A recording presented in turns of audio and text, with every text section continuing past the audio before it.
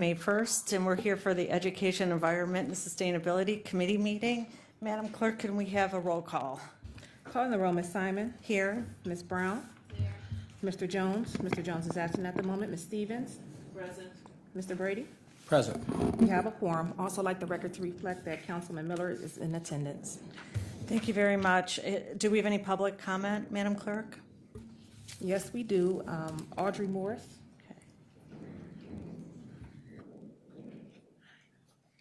Good afternoon, Councilmember Simon, rest of council. I'm Audrey Morris. I'm the co-president of the League of Women Voters of Greater Cleveland. The League of Women Voters of Greater Cleveland would like to thank County Council, especially Sunny Simon and Dale Miller, for proposing legislation that mitigates the negative impact of disposable plastic bags on our environment. And while we preferred the earlier proposal that would have established an environmental remediation fund, we are in full support of this initiative. We are basing our support for this on the League's strong support of environmental protection, especially the League of Women Voters of Ohio's position that solid waste from generation to ultimate disposal must be purposefully and systematically controlled by all levels of government in order to protect the environment by strengthening, expanding, and enforcing solid waste laws. Plastic film bags pollute our oceans, pose a deadly threat to marine wildlife, clutter our landscapes, live on indefinitely in landfills, create toxic byproducts when manufactured, and are prohibitively expensive to recycle. 5 million pounds of plastic ends up in Lake Erie annually. Many cities and counties have local measures like this that are working. Plastic bag manufacturers can opt to manufacture reusable bags so they can create products which are sustainable. The League of Women Voters of Greater Cleveland supports this measure. Thank you. Next, we have Justine Smith.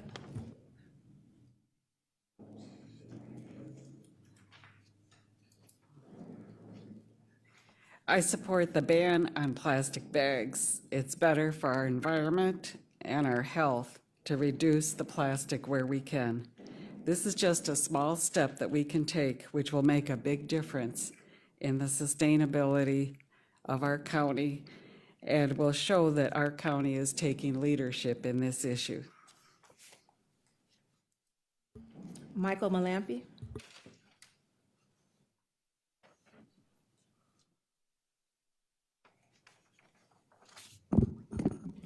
I want to thank the committee for its work in evaluating the proposed bill to ban the use of single-use plastic bags in retail stores in Cuyahoga County. It has taken legislative bodies far too long to address the problem of plastics, so you are to be applauded. I support the bill because it represents a positive step toward reducing our use of fossil fuels from which plastics are manufactured. Already, the fracking companies in Ohio are gearing up to produce plastic for bags from the natural gas that they are producing. That means more gas pipelines that will leak methane into the atmosphere where it acts as a powerful greenhouse gas to worsen climate change, the worst existential threat to humans that we've ever faced. The Intergovernmental Panel on Climate Change says that we must reduce greenhouse gas emissions from fossil fuels by 45% relative to 2010 levels, and do so by 2030 if we are to avert catastrophic climate change. Despite this fact, oil companies want to expand our use of fossil fuels, and our political leaders continue to act as if no threat exists. Your action in approving this bill will send a message that legislators are finally starting to get the message and will pressure other legislators to take action or explain why they will not. The day is past when the environmental impact of fossil fuel use can be ignored. Thank you for taking action. Madam Clerk, I just want to recognize Councilman Jones has arrived. Ken Messenger report.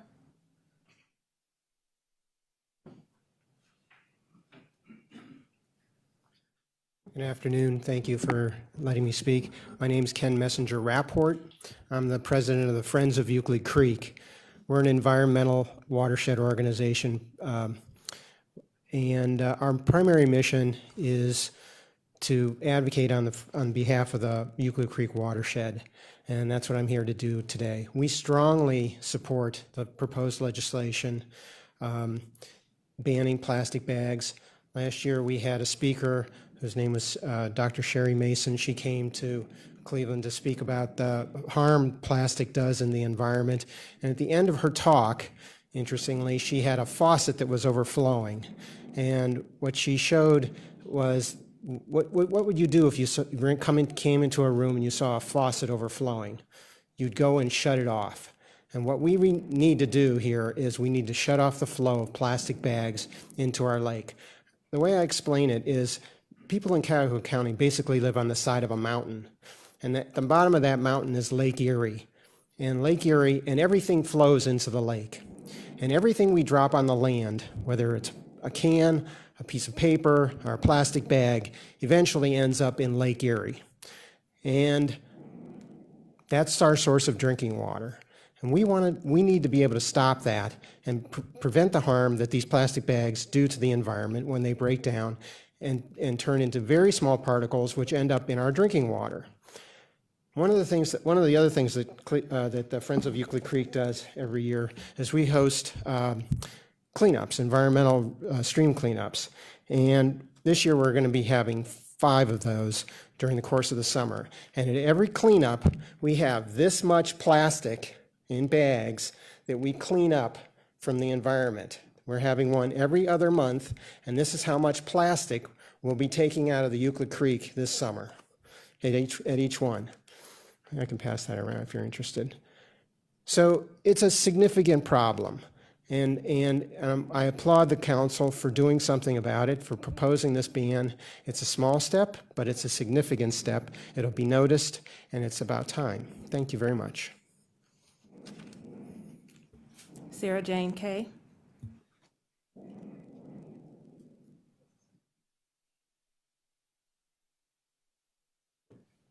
Good afternoon, everyone. My name is Sarah Jane Kukofka, and I support the ban. As a master recycler, an environmental educator, and a citizen of Cuyahoga County, I'm very happy to hear that this legislation is going through. So, as a master recycler, I've seen the facilities that collect our waste and attempt to reclaim it. It's overwhelming, even as we look at the positive organizations that are attempting to repurpose those materials. If anybody's interested, the county's program for Master Recycler is something that I highly recommend. As an educator, I constantly promote proper adoption of the R's, whether that's reducing, reusing, or recycling. I attempt to stress the priority of refusing above all, so I appreciate that this legislature will be focusing on that. There are only so many actions that individuals can take, and systemic change is one of the most effective. So hopefully this is one step of many future to come. Thank you. Kathy Schaefer.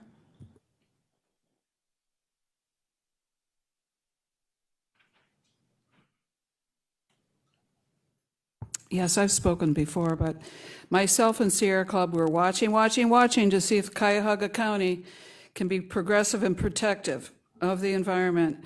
In fact, I am being proactive. I've washed all my millions of bags I've collected over the years as cloth bags, so I'm all set to go with this. Thank you. Adam J.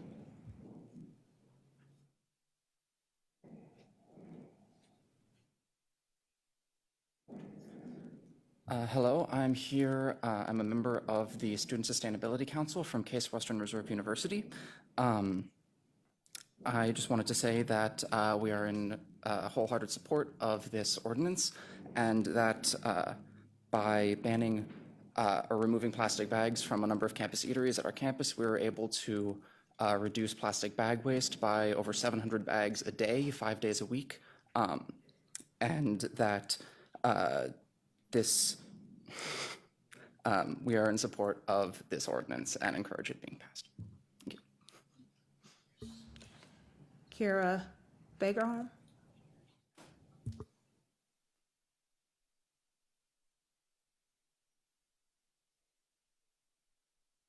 Hello, I am also a member of the Case Western Reserve University Student Sustainability Council, and I just wanted to let you know that as younger generation members, we have been doing as much as we can to promote initiatives like this and to clean up all the types of ecological disasters and crises we are facing. We host Doan Brook stream cleanups with the Watershed Partnership, if you're familiar, and we go out every year. We bring at least 100 people out with us, and I can stand in one spot and I will pick up hundreds of bags, and I don't need to move, and I'm just stuffing our bags with more bags. And I feel bad. I used to feel bad that we had all these bags that we were filling, but we don't even need to bring bags with us anymore. We just find them out there, and we fill those bags, and we bring them in, and we end up with piles and piles of garbage, and we bring them to the curbside, and we can't even carry them back as fast as we fill them. So we have truckloads bringing them back to take care of them for us. So I urge you to consider this not as an individual issue. It's not something that consumers can really take care of themselves. We might be working on it, but I don't know if you're familiar with the Keep America Beautiful initiative. It's basically an initiative that has been promoted since the 1950s by large corporations who are encouraging consumers to consider littering their own individual problem as the individual problem to fix it. And that's not where it's come from. The Keep America Beautiful campaign started as an initiative to tell consumers it was their problem, and we can't do it by ourselves. So I hope you will consider supporting us and considering it as a group issue. All right, thank you for your time. Brian Taylor.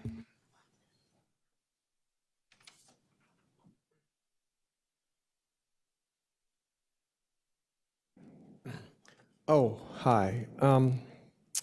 I support the plastic bag ban, and let's create a new image for Cleveland. Let's be known as a ecological, earth-caring city and bury our image as a town with the burning rivers. And lastly, Constance Frederickson.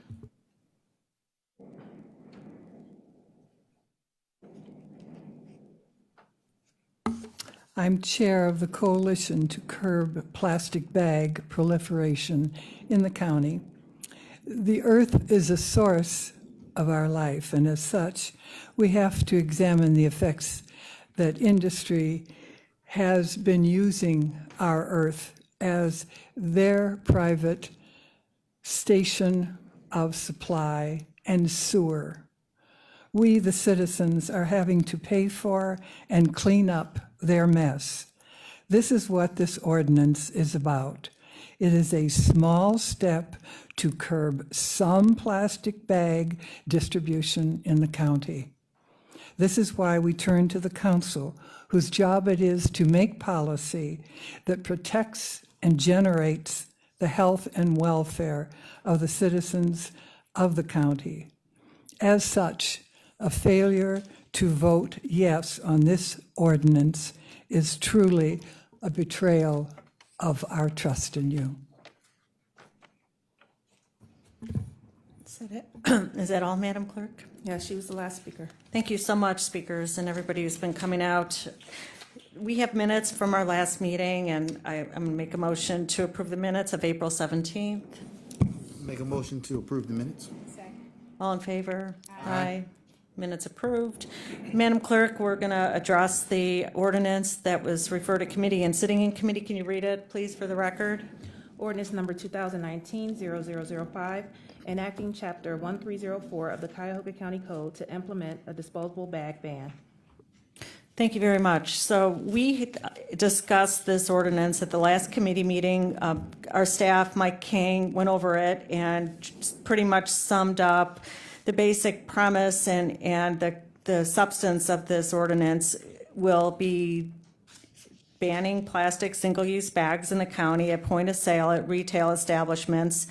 There's at least 9 to 10 exemptions for use of plastic bags in the county, which are listed in this ordinance, and these are in response to reasonable requests of residents and everyday usage. There are two minor amendments that I wanted to propose. One is in section 1304.01 in definitions. It's a typo. and it's in section A, which it says non-compostable, but it should be compostable, so that would be the first amendment. The second one is in section E in the definitions, which states that reusable bags that can be brought into stores and cannot be refused to be able to be brought in have to be a certain width, a certain thickness, and it says millimeters, but it should be mils, M-I-L-S. So if there's any questions about those two minor amendments, if there's not, I'm going to make a motion that we move to amend to correct those two items. Second. Okay, so all in favor of the amendment? Aye.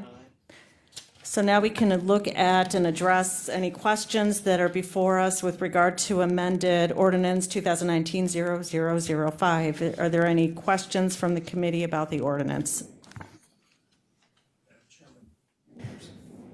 Council President. Yes, thank you, Chairperson.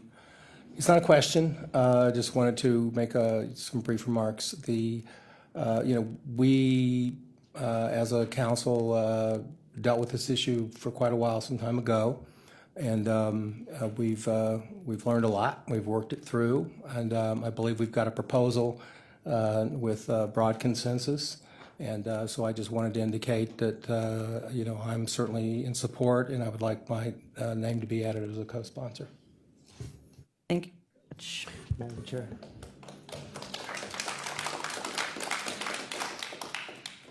Miller. Madam Chair, it's been a real pleasure to work with you on this very significant piece of legislation, and I'd like to just commend you for your foresight and your leadership in leading us to do something that's truly going to make a difference in Cuyahoga County and also send a broader message. And we've heard from the community.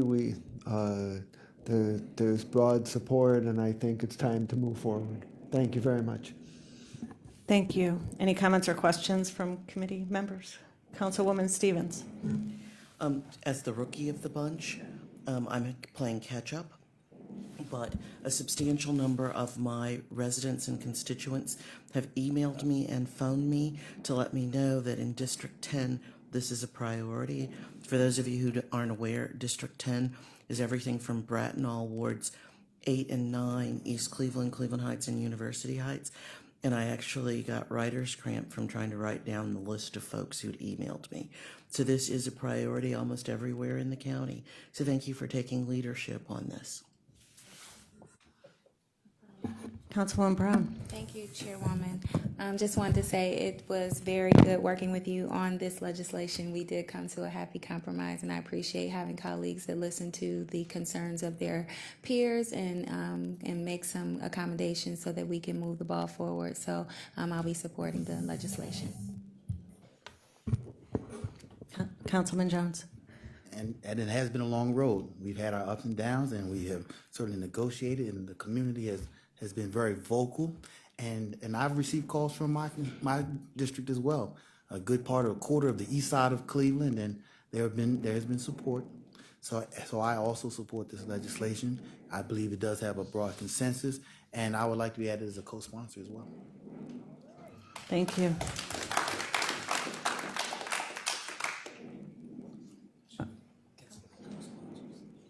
We will. I'm on there. I'm already Oh, we have co-sponsors from Councilwoman Stevens and Councilwoman Brown. Thank you so much. And from the full committee, I think we have full support. Thank you so much. So. Okay, well, before I move this to next full council meeting for second reading with a recommendation for passage, I just want to thank my colleagues. And this started as an idea in 2012 when I was a brand new member of the county council and was watching the problem with plastic, and the great garbage patch in the ocean was the size, I believe, of Texas at that time. And since we've been working on this and its different forms and iteration, that garbage patch has exploded into larger than the France at this point. So every year it's getting worse, and I'm so pleased that we've been able to work together as colleagues. It's not an easy issue to make this kind of change, and it's so I appreciate it from the bottom of my heart.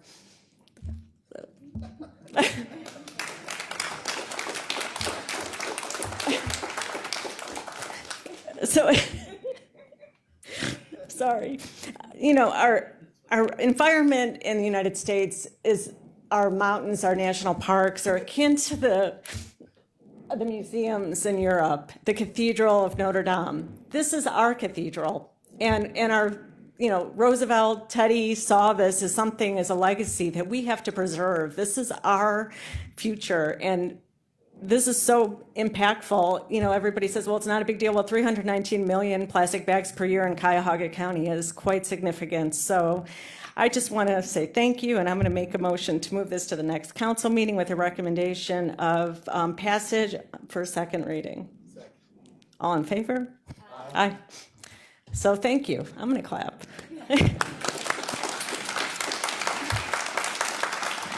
All right, so this is done. Thank you, everybody. And I did ask Diane Bickett, I don't know if we're up for it. It's 3:30. Just if you can just take a minute and talk about the recycling. Do you want to do that, or do you want to come back? Diane? It's up to you. I have 12 slides, so. How many? 12. Okay, do you want to, is this committee open to hearing 12 sides and Diane Bickett? Okay. So you can come on up. And I do want to say that the effective date of this legislation would be October 1st, 2019, which gives us an opportunity to educate the residents of Cuyahoga County. And we're launching a marketing campaign that will begin probably as soon as I walk out of here to start to put that together. Because any kind of change is difficult, we understand, but it's so important that people know why this is happening, and we want to make this as understandable as possible. And we're also getting a grant through the help of Solid Waste to give out reusable bags throughout the whole county, so people will have a chance to have their own bag if they wish. Okay, Diane. Is that it? Well, congratulations. That's really great news. I don't want to rain on the parade by talking about recycling, the state of recycling, but this initiative ties in very well because we know we can't recycle our way out of our waste problem, and waste minimization and starting to refuse all these disposables in our lives is going to be really key. So thank you for the opportunity to just talk a little bit. Councilwoman Simon had asked me to talk a little bit about the state of recycling, not only in Cuyahoga County, but globally, just in case you get some questions from your constituents, you'll be able to maybe address those.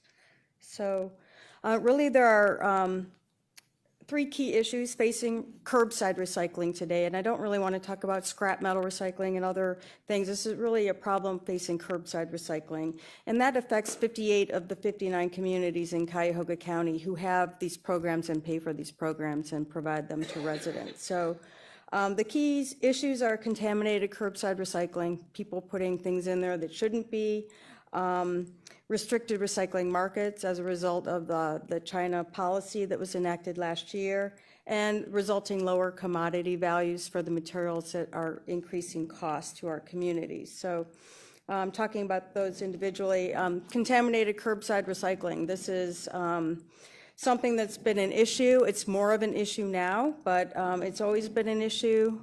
People putting things in their recycling carts that shouldn't be there. Things that tangle in the recycling equipment, like plastic bags and film, is a huge problem. Also rubber hoses and shredded paper that can't be sorted out because the pieces are so fine.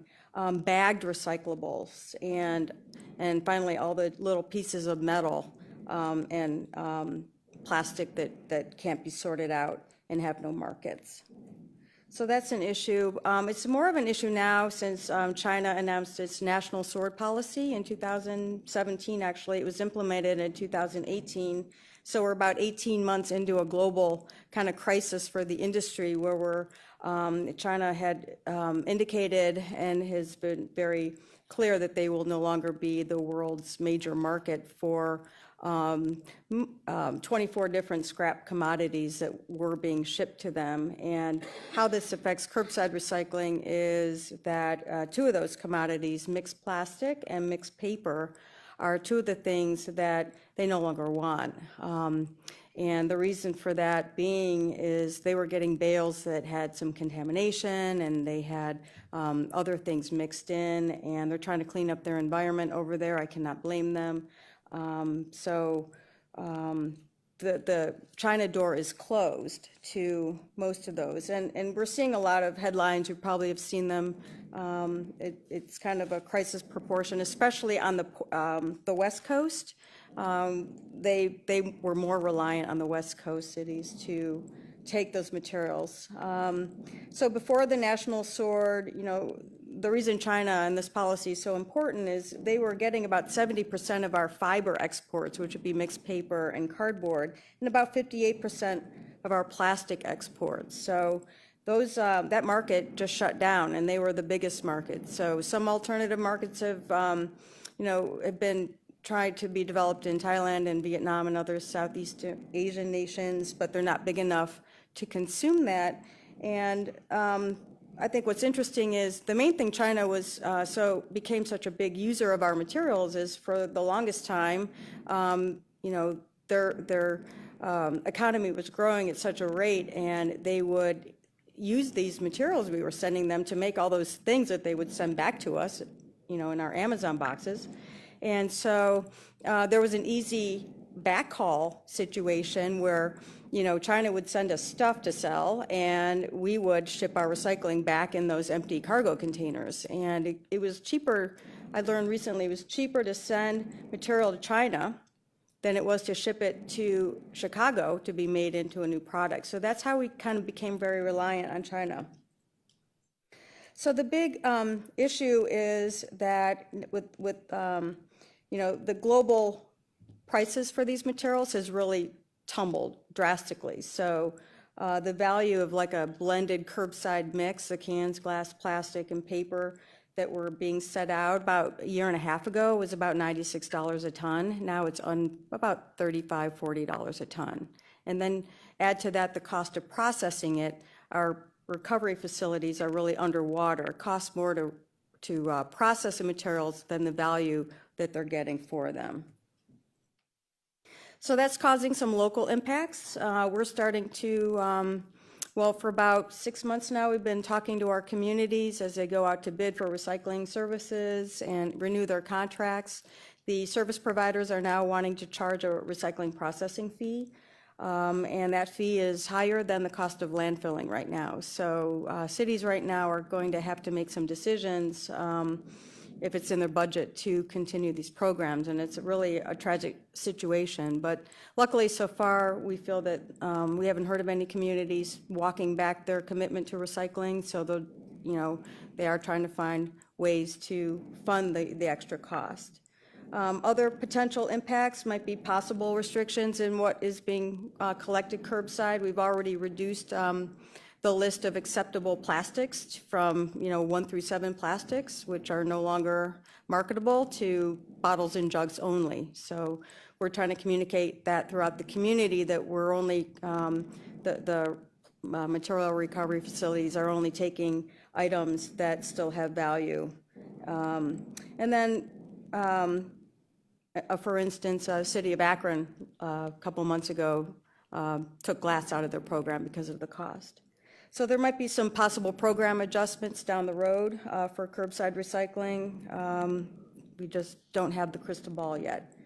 So wanted to talk a little bit about, what these higher, why these higher costs. So it's important to understand where the curbside materials go after they leave the curb. So our 59 cities contract with either Republic, Kimball, Waste Management, or Rumpke for recycling processing services. And all those materials flow to one of 3 facilities in Northeast Ohio, either in Akron, Twinsburg, or in Oberlin. And that's where all these commingled recyclables are sorted and then baled and then shipped off to end markets. So these facilities are all operated by private companies, and they're private investment. There have been no public dollars in these facilities. So we know that they're operating at a loss. Or at least that's what they tell us, because of the lower commodity prices caused by the flooded domestic markets. and having to process out all that contamination, about 25% contamination levels is sort of the standard. So they have higher processing costs, and then the communities, as I said, are now being asked to share that cost. So what the district has been trying to do in the community is really communicate to the public and to our public officials that, you know, there are limits to curbside recycling. Our material recovery facilities, our sortation plants are only engineered to accept certain items. Only certain things are recoverable through those facilities, and that list is very simple. It's cans, metal cans, glass bottles and jars, cartons, paper and cardboard, and plastic bottles and jugs. Yet people are putting garden hoses and mattresses and bowling balls in their curbside recycling, thinking it'll get, you know, someone will figure out what to do with it. So that's a huge problem faced by these facility operators. And that cost is then passed down to the community. So we try to communicate that improper recycling is really threatening the sustainability of the programs, and trying to communicate that recycling is recyclables are commodities, and they have, they're subject to market forces like anything else. And right now we're in a downturn, but we already are seeing some domestic markets being created, so we feel that we will pull out of this eventually. It will take time, though. So needed changes, as I said, we need new domestic markets, but since the China sword policy was announced, I've read that there are about 15 new mills that are being built or expanded or reopened to accept the fiber. There's one being opened in Wapakoneta, Ohio by the end of this year. They're going to consume about 450,000 tons per year of recycled paper and cardboard. So that's good news for fiber. And then Rumpke just announced that they're going to expand their glass recycling plant in Dayton too, so that's good news. Other needed changes, though, would be producer responsibility. We don't design for recyclability. The packaging, you know, the people who shove all this packaging on the people like me at the end, you know, they don't talk to the recyclers. They don't have a, you know, they don't really understand, you know, they want products to sell on their shelves. They're not really thinking about the impact on the environment in all this material. So that's a problem, and more pressure from consumers needs to be made on the packaging designers and the manufacturers. And then finally, you know, at the district, we're starting to really focus more on waste minimization and trying to help people make better choices. It's a journey. It takes some time to kind of change all of our habits, to stop using straws and things like that. But reduce, reuse, recycle, you know, it's the first 2 R's before in the 3 R's of the triangle. So I wanted to thank the committee for their support of the plastic ban and Sunny's commitment over these many, many years to get this passed. The district obviously supports it. This will help, you know, remove a problem material from our waste stream, and it will save tax dollars. I mean, we won't be paying litter crews to pick them up. We won't be paying our cities to dispose of them in a landfill. So it's good from an economic perspective, and I think it really fits with the county sustainability initiatives like its solar co-op and climate action plan and that sort of thing. I think it'll be wonderful when Cuyahoga County is the leader in Ohio around this, and really you'll be joining many others in this great green movement, and including the state of New York, who recently banned plastic bags across the entire state, and the whole European Union recently announced that they're going to ban single-use plastics as well across the whole EU. So, and finally, just Trader Joe's, you know, because of citizens pressuring them to stop, you know, selling so many overpackaged produce. Apparently, they're going to phase out that too. So, I think things are moving in the right direction, and that's all I had. So. Thanks, Diane. So, thank you very much. Is there any situation at curbside where plastic bags should be taken for recycling? That's such a misnomer, right? That people try to recycle their plastic bags at curbside, and they're Plastic bags should not go into curbside recycling, period. They tangle in the sortation equipment. For now, until they're banned, we can take them to Heinen's or whatever, Giant Eagle, to be recycled. Some communities still have blue bag recycling programs, so they like Cleveland Heights, I think, maybe University Heights, they still use plastic bags to contain their recycling because they don't have carts yet. But we're working with those communities to convert. So for now, they'll still have to, I guess, purchase blue bags for those programs. But the facilities do not want them, and yeah. Kroger Grocers is phasing out plastic altogether in the next couple years. Wow. So businesses are adapting. Okay, thank you. All right, so I'm gonna, if there's no other comment, I have no miscellaneous business, I'm gonna adjourn the meeting and say thank you, and we'll see you in a few weeks about this. Thanks, everybody.